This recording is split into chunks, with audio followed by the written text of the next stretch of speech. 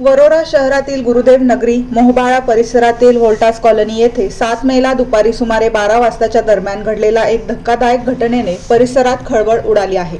दारूच्या नशेत असलेल्या एका तरुणाने स्वतःच्या राहत्या घरालाच आग लावल्याने संपूर्ण घर जळून खाक झाले। मिळालेल्या माहितीनुसार मेघश्याम किशन सरवरे यांच्या मुलाने नशेच्या अवस्थेत रागाच्या भरात हे टोकाचे पाऊल उचलले। त्याने घराला आग लावल्याने काही क्षणातच आगीने भीषण रूप धारण केले।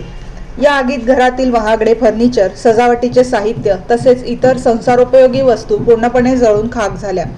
सुदैवाने या घटनेत कोणतीही जीवितहानी झाली नाही।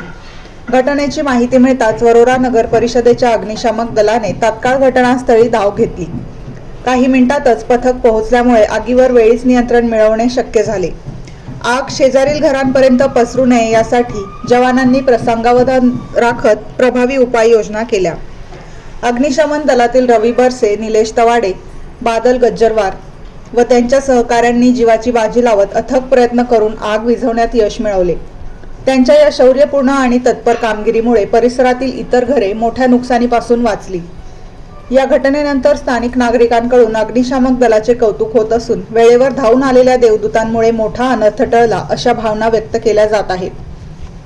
प्रशासनाच्या या कार्यक्षमतेमुळे नागरिकांनी सुटकेचा निश्वास सोडला आहे।